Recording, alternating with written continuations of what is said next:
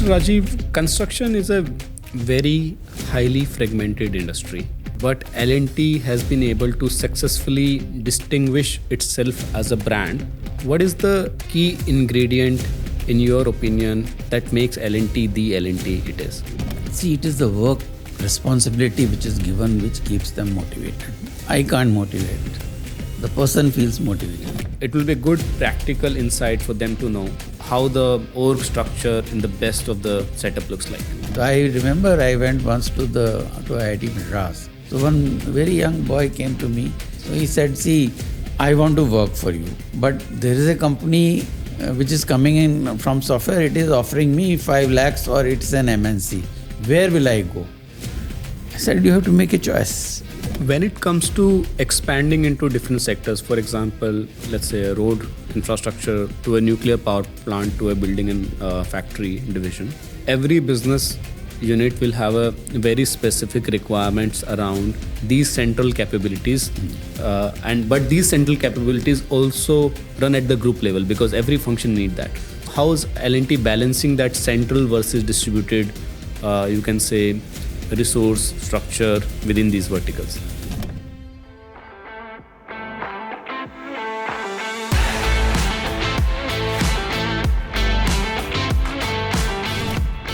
Welcome to our Dash In podcast. It's a conversation with the thought leaders in construction and architecture space.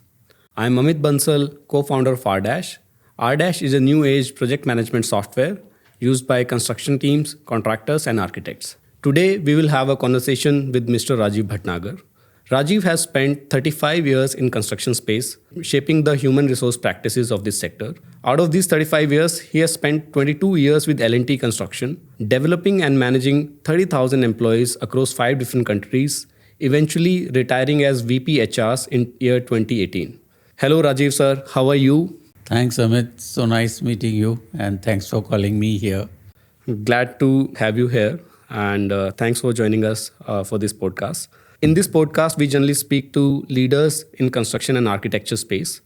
Construction in general is a very high risk, high reward industry. And through this podcast, we hope that some of the people will be able to minimize the risk and maximize the reward. Sure. Let's get into it. We will divide this whole conversation in 3 major sections. In the first section, we will talk about your early life, where you come from, life leading to you joining L&T. Then we will cover your body of work during the 22 years that you have spent at L&T. And after that, we would want your opinion about where the construction sector is heading to, what are the emerging opportunities, and your advice for our viewers. So let's get to it. My first question to you, Mr. Rajeev, would be, where do you come from? Okay, Amit. So I was born in desert in Rajasthan, Jodhpur city. And all my education was in Rajasthan only. I went to BITS Pilani. That was in the year 1972. And I went there to complete my engineering because my father was an engineer. He wanted me to be an engineer. But finally, I gravitated towards management. I shifted my line to management there and I graduated from BITS Pilani. That was in the year 1977. Since then, I have been working. Now, I have worked for more than 40 years in different companies and somewhat different fields. Last 22 years were, of course, in Larsen & Toubro.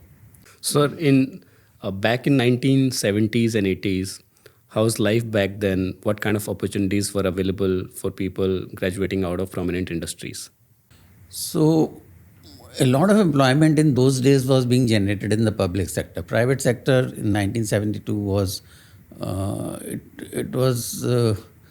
it wasn't a hot place where a lot of employment was being generated.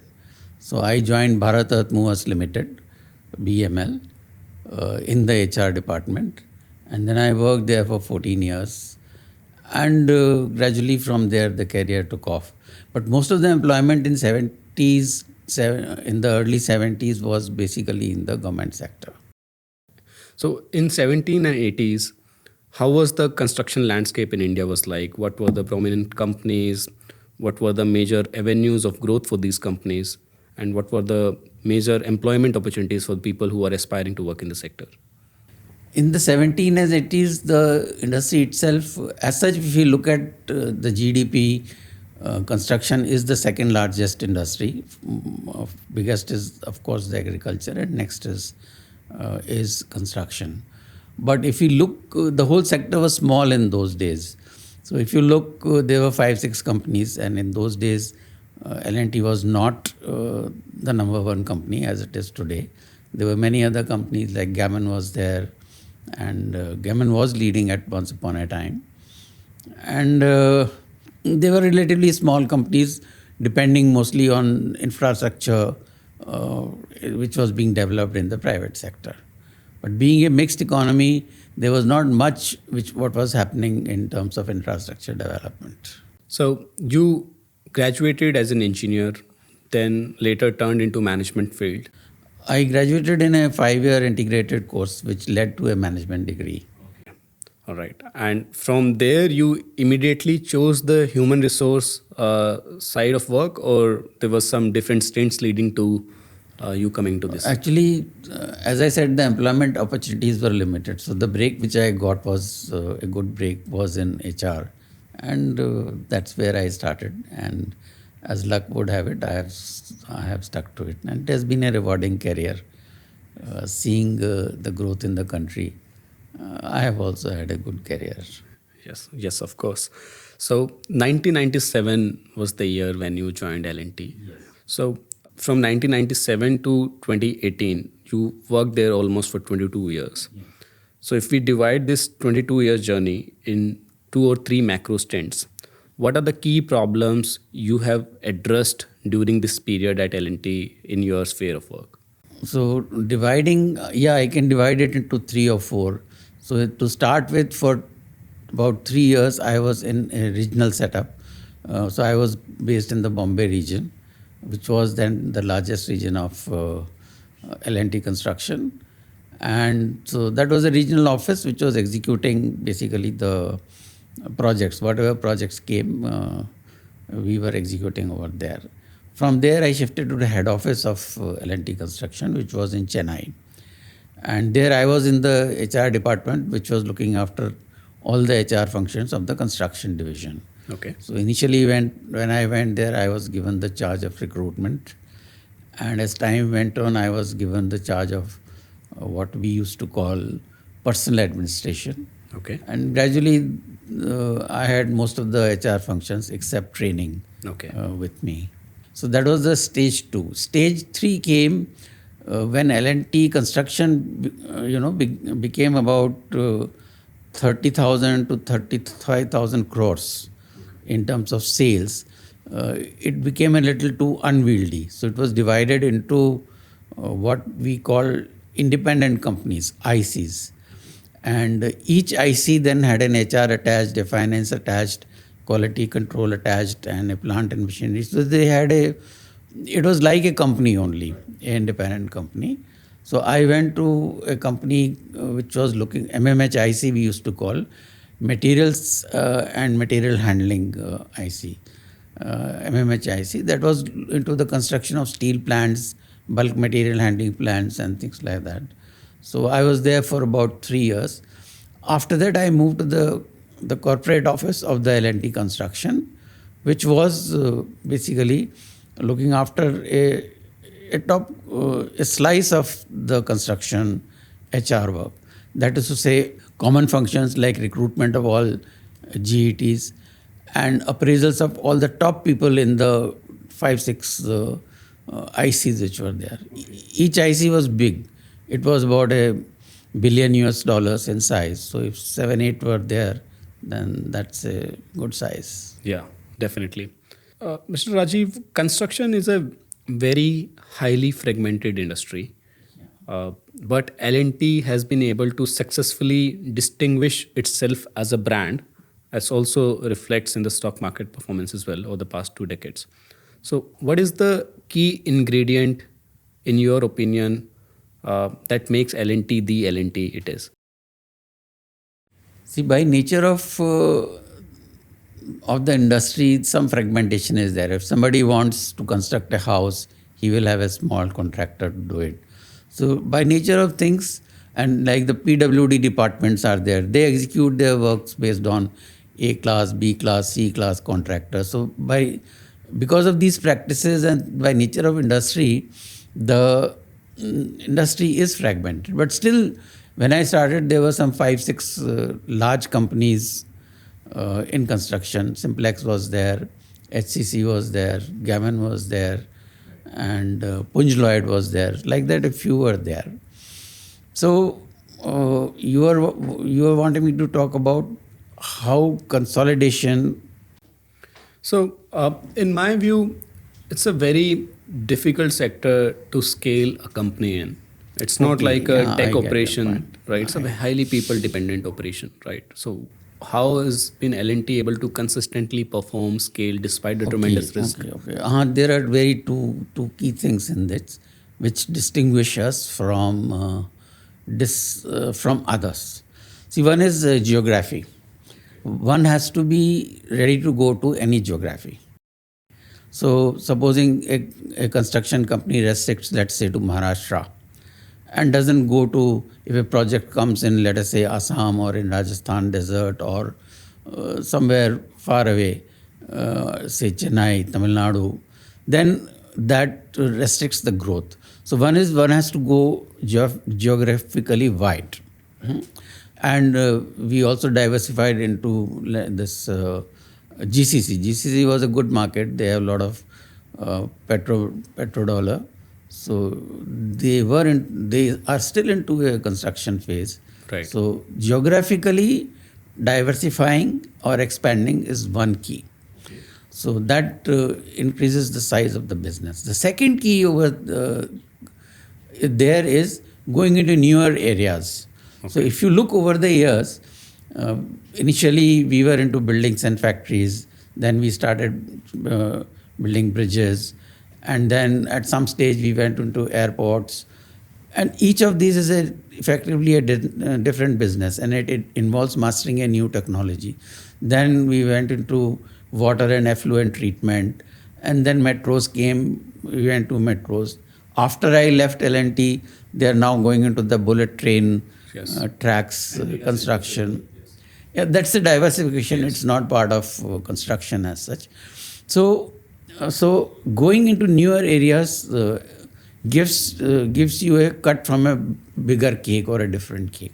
So these are the two keys which have helped us to expand quite. And of course, you have to do your job well. That is a given. So basically, you're saying that for a construction company to be big, you have to evolve the way the world is evolving around. And you also mentioned that there are 6 or 7 big business verticals inside L&T. Can you state out what are the key foundational company level competencies which are powering up all these business divisions? So first is what are the business verticals? So you said buildings and factories is there. It is of course the biggest. Then we have infrastructure. So infrastructure means we have a lot of things inside that. Nuclear power plants are there, and bridges are there, metros are there in that, hydel power projects are there, tunnels are there. So that is infrastructure is a second heavy, we call it heavy civil basically, or you can call it infrastructure also. That is the second vertical. Then roads and runways is another vertical, because India went into a very big expansion in the roads area, so it became a separate company, independent company or vertical we shall call it. Then water and effluent treatment has been a growing business, and it will grow in future also, because a lot of water pipelines have been put up over the years. A lot of water treatment plants are coming up. So that is one more area. Electrical is another vertical which is there. So in electrical, as our infrastructure grew in the country, there are cross-country pipe transmission lines which are there. Factories are there, so we have to do all the electricals of the factories. And like that, electrical is one major area. And solar is another very good, is an upcoming area. which has been there. Like that, there are 5-6 areas. So let's say there are 6 business units, 6 BUs. Every BU may not be exactly headquartered at Chennai, or is it? When of the time I was talking of, that is when the company was about 30,000, 35,000 crores. Everything was headquartered in Chennai. But the operations are spread all across the country and abroad. Okay. So that means that for all the business units, the business unit head is functioning out of the head office. Yes. Of course, will be traveling massively. And the central HR function, finance function, some function would be dedicated to the business unit, some function would be centralized, probably on the group level. They are all sitting out of the Chennai headquarter. And I think the design and engineering function is also centralized in L&T, I think. By and large, because for the MMHIC, which I was mentioning, materials and materials handling, that was in Calcutta. Most of the other things were in Chennai. As the B&F business grew, they have set up a center in Bombay also. Okay. So like that, but design was basically, you can say 80% in centralized. Okay. So when it comes to expanding into different sectors, for example, if I think of let's say a road infrastructure, road project to a nuclear power plant to a building and factory division, the design nuances could widely vary.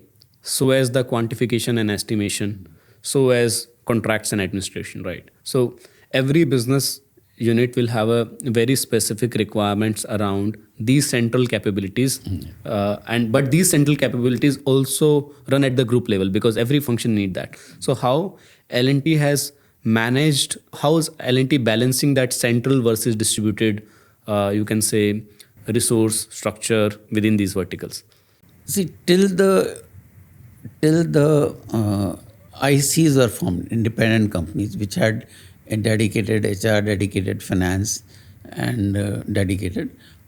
Till that time, that is before we reached around 30,000 crores, the structure was common. So there was a single quality control department, there was a single HR department, there was a single design team, which had, obviously it had verticals specializing in different areas. And single one, let's say, quantification, estimation head who is powering up all the verticals as well? The estimation goes to the business unit. Okay. Estimation is dedicated to the business unit. HR is central, finance is central, of course. Then design is a borderline function. Design, you are saying, was centralized till 30,000 crores, and now it is coming more specialized as the verticals are maturing. Yes. So you started with the centralized approach, made verticals under one centralized leadership, and as the department and the business unit matured in operations, you started doubling down within the department by putting in more resources. As it grew, we had to decentralize. So it's not like, so a lot of times companies look to grow inorganically as well in construction, wherein they would say that, okay, I am very good at, let's say, building bridges, and I would, let's say, merge and acquire or maybe partner with a company which is good at building, let's say, roads. And there will be a decentralized sort of structure, and we will operate with decentralized structure with the P&L control layer at the top, and we will see what we can centralize gradually. Like that's also a roadmap which a couple of companies follow to grow aggressively. But L&T, you seem to have done exactly the opposite, or maybe that's the right thing to do. No, we haven't gone for acquisitions basically. Yes, that's a very big standout from L&T journey. Such massive growth and largely organic. So there were a couple of offers which management received.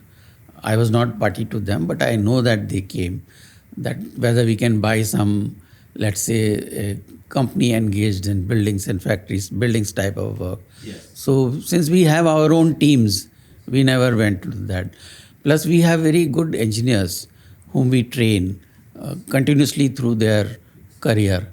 So other smaller companies do not do that. So it's very difficult to sort of acquire companies and fit them into our sort of setup. So acquisition was not in the construction side. Of course, L&T, the group, something in software, that is where we have acquired companies. But there has been there has been some we can't call it sellout, some demergers you can call them, where we have taken small portions of business and sold them out. Okay, makes sense. So at one time, I remember you told me that there was an offer on the table about a big building construction vertical, which could have given some headway or some revenue jump, but L&T did not pursue that acquisition because you're not sure about the quality of the engineers and the cultural integration. So that has been a big standout. In fact, that also leads me to my next question, because running a construction operation is so people intensive, right? It can't be done without having a strong foundational cultural nuance to it, right? So how would you define L&T culture if you have to? I am more familiar with the construction side. Yes. So I'll talk of the construction side. It has a unique culture. And I have worked before 22 years, before my 22 years in L&T, in other companies also. So L&T construction has a very unique culture.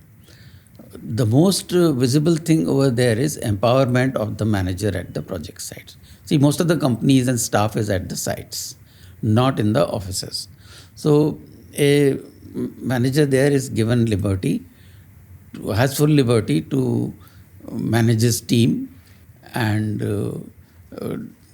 get the labor they want, requisition the plant they want, and he is free. There is no day-to-day. Nobody is, looking over his shoulder into his work. He will normally report once a month. Besides that, he may call his boss maybe every alternate day or once in a week, depending on the boss and depending on the subordinate, right, who is dependent on whom. But there is a very high degree of empowerment and freedom to work which is there. Right. So most of our managers feel that the project belongs to them, and that is a culture. When this feeling of belonging comes, you normally don't look elsewhere. So, no, I have seen it firsthand. So there's a couple of instances. There was a time when I was a trainee intern at this site, DLF Mall of India, wherein the project was being dragged for a couple of years. When I was there only for 2 months, but everyone could notice that there's heavy tension. The DLF leadership was coming to the site almost every week, and the project was in a mess. It was running over budgets and time. And that's when L&T took charge and turned the project around in 2.5, 3 years. Yeah. I recently went to one of the projects that L&T has done in Gujarat. It's a Simplex plant, potato chips manufacturing plant that is done by L&T. And what fabulous, complex degree of construction with kilowatts of electrical power supply running hundreds of meters, cold and hot, big cold and hot water lines running. There's a hotel inside the facility, and the whole project was done in, I think, almost 17 or 18 months.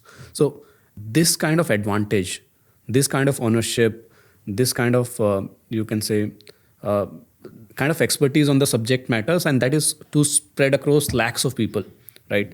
That there has to be some foundational rituals and practices which is powering this culture. I think it's part of culture only. See, one is that freedom, where every manager feels that yes, he is in charge. And second thing is that there is a culture of quality. Right. Yeah. So the management never cuts corners.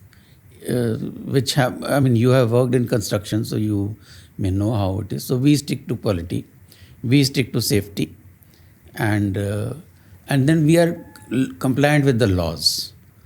Compliance with all laws, labor laws, PF laws, and all that. So these things take away a lot of burden from the minds of the managers. And then in top of this, we get what is called speed. So as you say, that certain place was getting delayed, and then when L&T came, it could do it in a reasonable time. So speed is a function of planning also. Right. So we have a very good planning setup which starts at the site level and goes up. So these are part of our culture basically. Okay, it's basically Quality, safety, yes. planning and speed. Okay, I like how you prioritize safety. In the last couple of conversations that I have had with you off record as well, I've always seen, and in fact, everyone that I meet at L&T, they always prioritize safety as the top, the number one or the number two priority. It's not the number three or number four priority. It almost never come ahead of planning.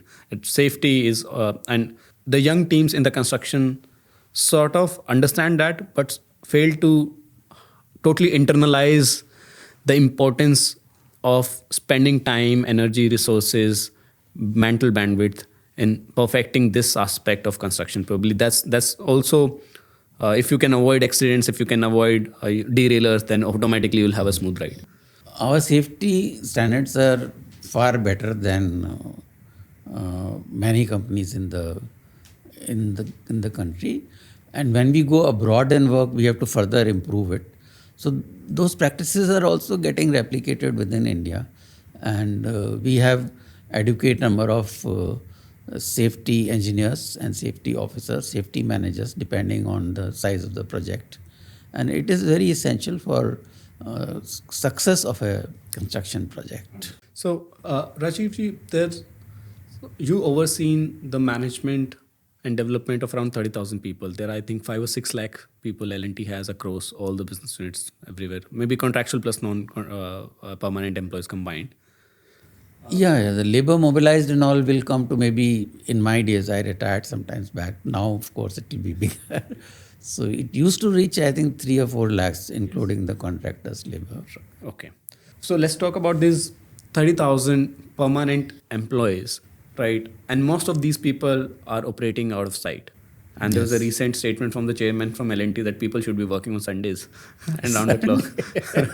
Right. Yeah. So how do you think that the life of people or the challenges faced by people who are working at construction site are unique to this industry? In what ways the challenges faced by the people working at construction site are unique to the industry compared to any other industry in the city?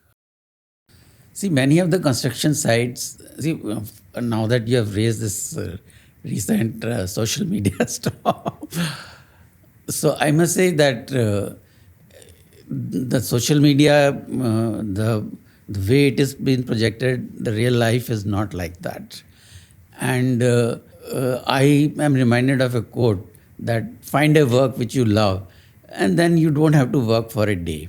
So that is how some of the L&T managers are, some, not all.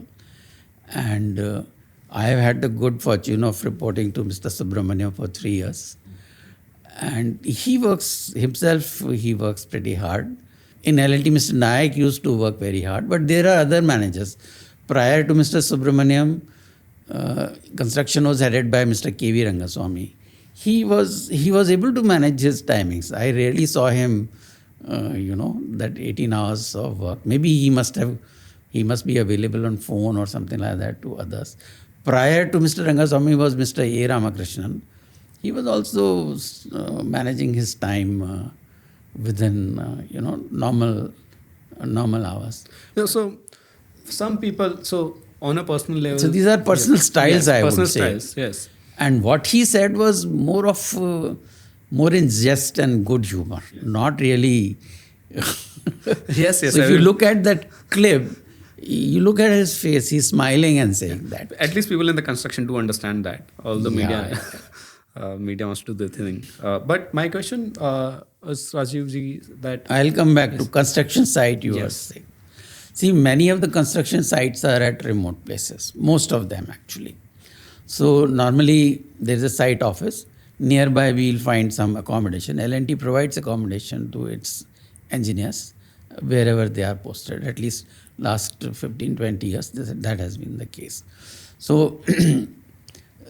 So if there is no other entertainment available, no nice hotels, no sort of thing, so what do? So you go and play carom in the room, yes, So the work and life are sort of mixed over there. So, and the conditions are also like L&T is a major recruiter from campuses, people from NITs, good tier 1, tier 2 campuses from the country join L&T, and they see their peers joining the tech companies, the finance domain, and having a white collar job with a fit routine, right? While you yourself is spending time on a remote site, working, coordinating all the time on phone with laborers, with your managers, almost firefighting on everyday basis. So life in general is seemingly hard, and in such an environment, how do you keep them motivated? Right, there could be some strategic broad decisions, and there could be some small hacks or practices. So if you can shed light on both the sides. See, it is the work responsibility which is given which keeps them motivated. I can't motivate. The person feels motivated. So I'll give you an example. We were building a very tall tower, I think around 60 stories in Bombay. So we went there once, a lot of HR people had gathered, and we had never gone up such a tall tower under construction. So we went there. So there was a young engineer, I think IIT IM, whom we had recruited. And he was young, he must have been, I think, less than 30. And for the whole tower, he told us, he gave us a presentation of about half an hour. He explained everything. Okay. Everything means everything he knew. When next, how much concrete has gone, when it will get over. I mean, there was nothing which he didn't know. So when a young engineer gets such a responsibility, he feels motivated, definitely. Okay, so one is, so this is tying to the original thing that you said, that delegating not just work but delegating the responsibility and trusting the individual with all the financial as well as the qualitative decision that he'll make. Yes. That's one of the Subject biggest to contributor. rules of the company. There are certain financial rules, delegations and all. We should comply with that and operate in that. Right. But there's also one thing which is very, very good about L&T is the org hierarchy, the overall governance on the HR front is very, very well done. Like a person who is joining as an engineer at a construction site has something to look forward to. So if you can share some light about a young engineer fresh out of college, typically joining, as a GT under a construction project and spending, let's say, 15 years in the L&T, how his career path would be, what kind of roles and levels he will cross, how his responsibility will change over the time, and what kind of training and development support he will receive from the company. So if a person joins as a young GT, we take the best and the brightest. So, I mean, the management is particular that please cut out colleges which are not the best. And of course, it is difficult to recruit. We can't recruit that many from IITs. Some IITs we do get. NITs we get good numbers. So we take good engineers, and most of the engineers who go at the site after a little experience, they are put in planning departments. Okay. Because they are good. And planning means our projects are big. L&T tries not to take projects which are smaller than, say, 500 crores. Okay. We do take occasionally smaller projects depending on. But generally 500 crores is the That is the said unsaid rule in the company. It is a set rule, but sometimes we relax it based on who is the client, relationship with the client, and things like that. So, with 2 or 3 years, he will go into planning, and doing a planning for such a large team, where 2 or 3 planning engineers is a good challenge. It's a complex project. Even building a house requires a lot of planning. But so imagine if you have a tunnel which is 300, 400 or 1,000 crore, how much planning it requires. Then in addition to this, we have continuous training programs for them. So they undergo supervisory development programs and EDPs, that is executive development programs, and these types of programs are there. Then we have also leadership development programs. So here the people engineers who do very well, they are selected and they are given opportunity to complete an MBA at the company's cost. Okay. So we had an arrangement with, I think earlier we had with IIMs, and then we have with SP Jain in Bombay. But how the levels are managed? So typically companies have, let's say, 15 levels. These levels are tied to some kind of designation structure, like from level 1 to 3 you are associate, from this to this you are a manager, director. So if you can share some insight, because the viewers of this conversation are generally the leaders who are shaping their construction company, are generally in the range of maybe running a 50 crore to 1,000 crore kind of a setup, and trying very hard to scale it to maybe 10,000 crore kind of a setup. So it will be good practical insight for them to know how the org structure in the best of the setup looks like. So there are many levels. There is an engineer comes for 1 year, he is a trainee, GET. And then he comes to what is called E1, E2, E3. Then he comes to management. Trainees from E1, E2, E3. Yeah, so these are all levels with distinct designations. Engineers. 3 levels. Then middle management is M1, M2, M3. Okay. Then AGMs, and that level is also another 3 levels. There are a lot of levels. But in practice, what you find is that work goes with the ability to do work. Okay. I mean, the responsibility assigned is not necessarily, if a person is able to handle a larger work than whatever is his designation or level, he is assigned that. Okay. So, for example, let's say I don't know whether I've answered your question. There are a lot of levels, but reporting is not level to level wise. So, if there are levels, let us say E1, E2, E3, then on that top we have M1, M2, M3. Okay. So, an E level person will not report to another E level person. He may report to only the M level person. Okay, so there are some macro bands, and within the bands there are some gradings for people to basically categorize as per competency, so that when you have to make a choice, for example, let's say L&T just won, let's say, this 40,000 crore road project between, I think, connecting 2 major towns. So let's take an example. L&T just won a, let's say, 2,000 crore power plant project.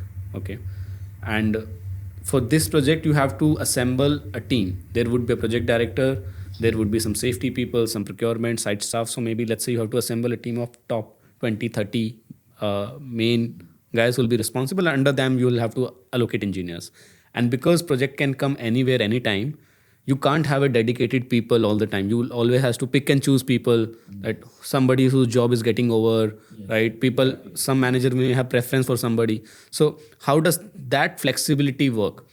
When a project comes, what is the protocol of assembling the team looks like within the L&T? There's a department dedicated for that, resources department. Okay. So it monitors each project site, which are getting completed, and who is getting released from there. And then, so one side of the table is people who are in different projects and who are getting. Other side of the table is projects which require manpower. So this matching goes on as a continuous activity. There is a dedicated department for that. When a project comes, the first man to be identified is the project manager and basically the accounts man over there. Because you need a man, and the accounts man is required to set up some infrastructure like housing for staff and all, some guest house where new reportees can come and join. So you're saying there's a resourcing department manages the people mobilization from site to site, and then there's separate team which looks for their accommodation and well-being at the site. And that team also looks after mobilizing the local labor. Because in every project, if we have 1 permanent staff, there may be 6 or 10, So that team operates largely out of Chennai? Resource now is with every, that vertical. Okay. Earlier it used to be in Chennai. Before that 30,000 crore, it was a single department. Now it is into some, which each vertical, each independent company has a resource department. So my last question from this segment is, so in these 22 years, and you were holding positions of serious responsibilities, which requires sometimes taking big decisions, right? Uh, because construction is also has to be in tune with macroeconomic environment and have to absorb the shocks that it provides sometimes, and especially when you are running such a large ship.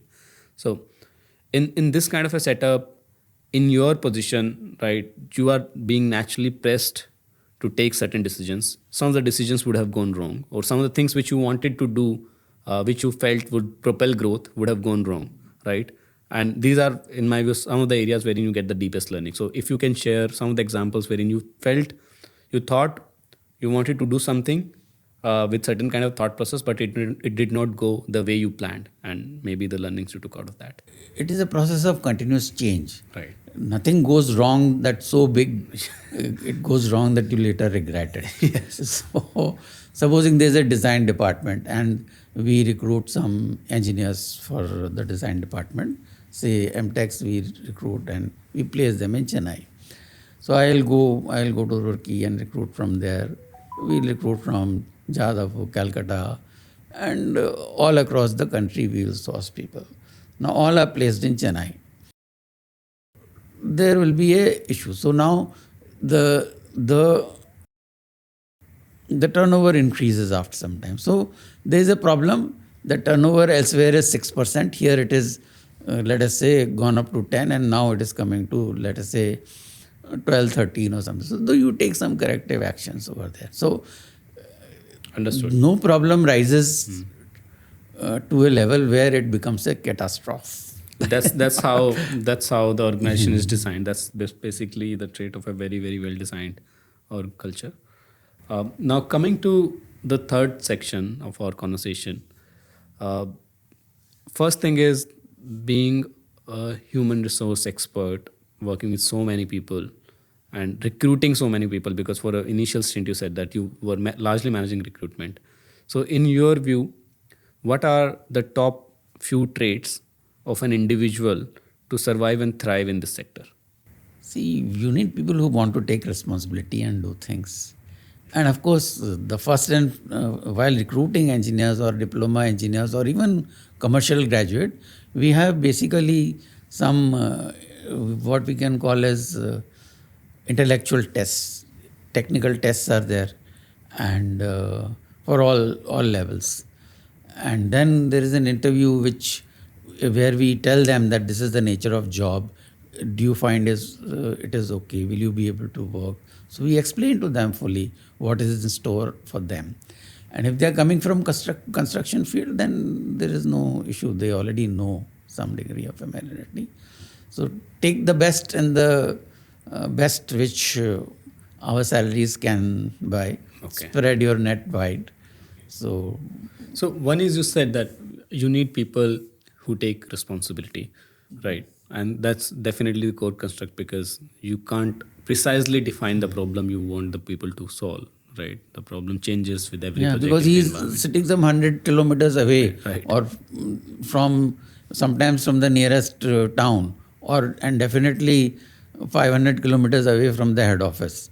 So he has to be a man who decides and acts. Right. And to get majority of the people, you'll not get 100 out of 100 people who would satisfy this trait to the degree of your likeness. But to maximize those chances, you said that one important thing is to explain very clearly the nature of the job and the nature of the condition Yes, the person will be working in. Because if then he's making that choice, is either he's fully ready or he's too desperate.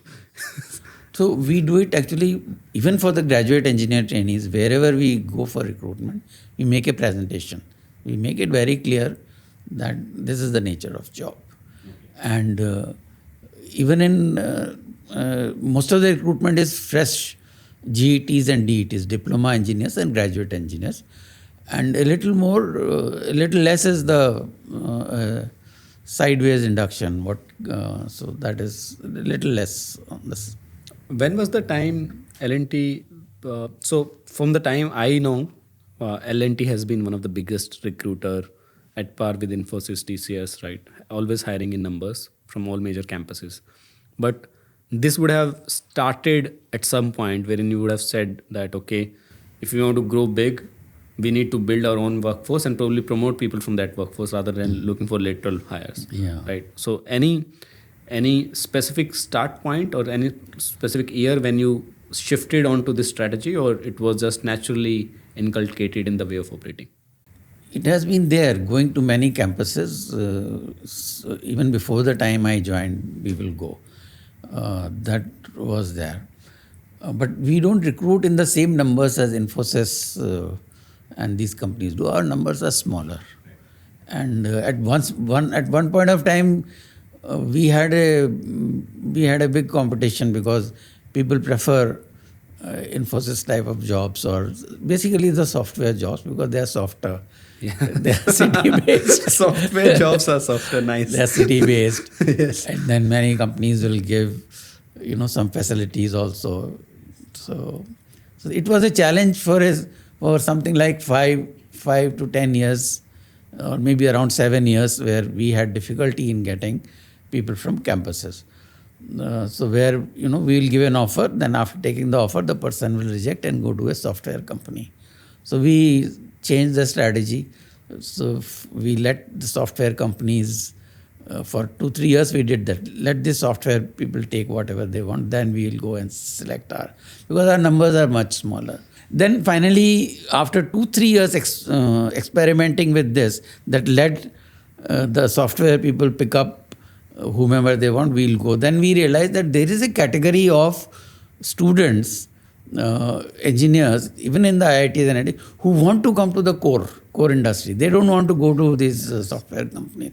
So then we started matching our timings with all the companies. And normally, I remember in the IITs, in my stay there for last 4 or 5 years, when I was looking after GET recruitment, we used to go on an IITs on day 1, day 0, like that, wherever possible. Yeah, back in 2010, 2012, when I was graduating, it was a very peculiar strategy wherein L&T used to come after this major software companies has come and gone. Yes. And it used to be a big savior for people, students, honestly. Like there used to be people who are hardcore into core industry, like all the front benchers and all the good graders from the class. A specific lot out of those people would always wait out for the core companies, and I used to wonder, why is L&T not coming, delaying? That we did for only maybe 2 or 3 years. And see, basically, youngsters also look to the salary. So we never, in those days, we were not paying as much as the software world. So there was a lot of conflict in the minds of young engineers. Which should I choose? Should I choose L&T, or I should choose a company which is in core companies? So I remember I went once to IIT Madras. So one very young boy came to me. He said, see, you must increase the pay. So I said, no, we have a certain pay, and that is what we pay. So he said, see, I want to work for you, but there is a company which is coming in from software. It is offering me 5 lakhs, or it's an MNC. Where will I go? I said, you have to make a choice. It's like that. So now I think that phase is gone, because now the software salaries have relatively gone down. Yes, and correct. Probably L&T is paying better than them. In some cases, of course, Yeah. definitely. For, let's say, one advice, if you want to give to the viewers of this discussion, from the lens that somebody who is either running or is leading a certain portion of, let's say, 100 crore in architecture construction company, and is on a journey to scale it to, let's say, 1,000 or 10,000 crore, what would be some set of do's and don'ts that you would want to share with these people? See, the main difference is that you have to build a professional team. When the company is of, say, 100 crores, it has maybe 200, 250 people. The founder knows everyone. Right. He is in touch, he is watching the work, he is watching the attitudes, he is watching the abilities. So he can assess people and manage his rewards, promotions with that. As you grow bigger, when you move from 100 crores to 1000 crores, you will have 2500 crores, 2500 people by the time you are 1000 crores. So it is not possible to know all the people. So it is here that you need very good HR people who can run a good appraisal process for you, very good finance people who can sort of get you data on which you can make decisions, good quality people who can, you see, on their stand on their own feet and ensure that quality is complied with and things like that. So for this category of enterprise going from 100 to 1000, most important is to professionalize. And of course, as you professionalize, I can talk much more of HR. So you get into training. Continuous training is also very important. So it is the training which brings you to a common culture, and it brings you to it's training which creates the culture to a significant degree. So one is you're saying that professionalize, invest in building the management backbone of the company. Yes, your middle management has to be good. Then training and development, it has to be this. So that's the time when you actively start looking into it. If you delay it any further, then your culture may go for a toss. Yes. And anything about the specific set of functions and departments one has to start looking at setting up when it comes to this kind of a scale and looking to expand for big. I thought with their standard, you need quality department, you need safety department, you need a resources department, you need a purchase department, because even that you have to delegate. So materials will be one. So all the functions which are there in a standard business will be there. 1000 crores is a reasonably big company. So talking about the same journey from, let's say, 100 crore to 1,000 crore journey, what are some of the leadership ethos which must be cultivated within the promoter and the core leadership themselves so that the system does not break apart as it starts to scale up? See, as you go to 1000 and beyond, there have to be specific leadership development processes where you have to identify people, assess them against what leadership qualities are there, and support them by necessary development inputs, whether it is training or it is a job rotation or it is some other. So, like an engineer is there, so he needs at the site an experience. He needs an experience in, let us say, execution and planning.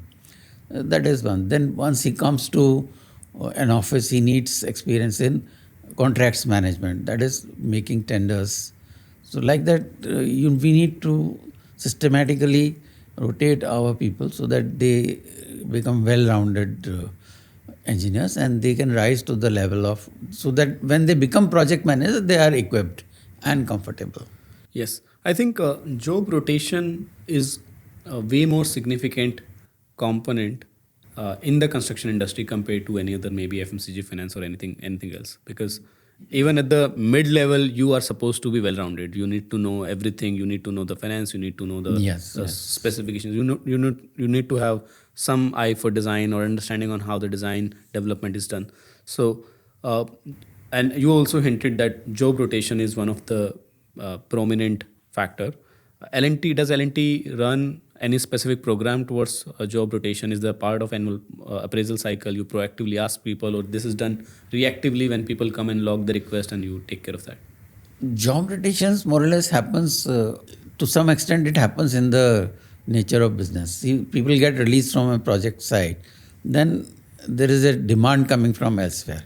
So the demand coming from elsewhere from a new project may not be exactly from where he is getting released. At that stage, he can intervene and talk to some people. I want to go here, I want to go there in this department, and it gets adjusted. So the resources departments largely takes care of the job rotation. rotations. And, Okay. An individual also needs to, to be self-motivated and should have willingness to learn so that he can, work in different functions, basically. And lastly, are there any specific set of investments, or you can say what would you call it, a specific set of things that you do just purely for the sake of maintaining the employees' confidence and motivation on a day-to-day level, like any particular set of things that you always supply uh, for your engineers at work site. Maybe, as you said, like, is there a carom board at every job site of L&T? Yes, yeah. See, our job sites are large, so not only carom board, we'll have TT tables and a guest house also, where bachelors who are there, they don't have to cook their food and they can go to a mess and they can eat food there. So those creature comforts have to be are provided. There is no issue in that. Then major problem at job sites is accommodation. So we try and help people in that quite a lot. One thing that you shared in a, let's say, 100 crore to 1,000 crore journey, the leadership needs to invest in professionalizing the whole setup. Isn't there an additional component on putting up the right systems and processes in place? Because even if you professionalize, but every leader come in and set up their own set of techniques to do a particular kind of a job, the whole communication architecture may break down and clog the environment. Yeah, I think you're right. I missed that particular point. Construction has a very, what to say, systematic process of monitoring projects and reviewing projects. So there is a monthly reporting by every site as to, so there's a, for a construction site, there's obviously a budget, there's a cost at which we quote, and then there are breakups of the costs. So there is something called a job cost report. So costs are being monitored altogether. And these gets collected at the regional office level, and then they get collected at the business unit level, and then they get collected at the aggregated, not collected at the still higher levels, I see. And finally at the L&T level. So this process is done very methodically every month.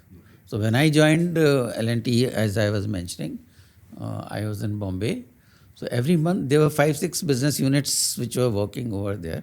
So every month there will be a meeting where the business unit head in the region will present what was his order booking, what was his sales, what was his profit, what was his manpower productivity, and it is monitored. Value of the installed work as well, maybe if the ongoing projects are there. Yeah. What is the installed work progress? What is the uninstalled order book? So sales is for installed projects, and PBIT is for installed projects, and manpower is for store. Order booking is since he is there, can he get some more orders from in his line? So like that. This is for the office staff, and this is an aggregation of the projects which is there, most of it, and order booking is direct from the office. So there is a very systematic, very thorough process which is there, which simply doesn't fail. This is the strength of L&T. Our systems are very strong. Similarly, in resources, our systems are very strong. Resources means moving of manpower. There are also plant and machinery. So there you may find there is a crane, tower crane, which may be costing about 100 crores. You can't afford to sort of leave it idle because it's a cost every day. So planning for their movement and planning for all other resources which are there is a huge task. So plant, machinery and resources, there are very thorough systems which are there. Monitoring costs at the sites are good system. Then at the business unit level, there are systems for monitoring the progress of the business unit in each region, whether it is achieving the projected targets. So if the company has to show a, let's say, 25% growth in a year, it has to be monitored continuously. So there are monthly processes, and these meetings happen without fail. Okay, so basically professionalizing a company means investing in the right set of leadership and investing in the right set of processes. And you also mentioned that when these monthly ritual of reports down from a project to a regional to a BU to a central level comes along, there would be certain KPIs which would be mapped, which will be largely the same from a BU head to a regional head and to largely to a large portion of the middle management. What would so it's generally very very standard across the industry, but for L&T, if you can share without actually breaking the confidentiality code, any This is a process. I don't think there's. I hope there is nothing confidential. L&T is an open organization, and so basically, a project site has very few things. There is a plan which needs to be executed. You monitor month by month. You must achieve your safety. You must ensure your quality. You must ensure that manpower is within the projected manpower, and you must try to achieve the targeted profit which is there. So these things, as we go higher at the project site, order booking is not so important because the order booking there can be only with the existing client. And when you come to the regional level or the BU level, order booking becomes more important. So there they keep tracking what are the tenders which are coming out, and systems are there not only for the line managers but also for HR, for finance and all functions. Understood. So, thank you, Mr. Rajeev. I think this conversation is particularly very, very enlightening for me and given me a lens what are the building blocks of scaling a construction business. And I hope that the viewers of this conversation will also take some good, will have some interesting takeaways from this conversation, which will probably help them build their companies in a better manner. So thanks, Amit, for calling me. I am very happy to meet a young person like you, and I wish you a lot of success in this field and the other diversifications which you are taking on. Good luck, best of luck. Thank you, sir.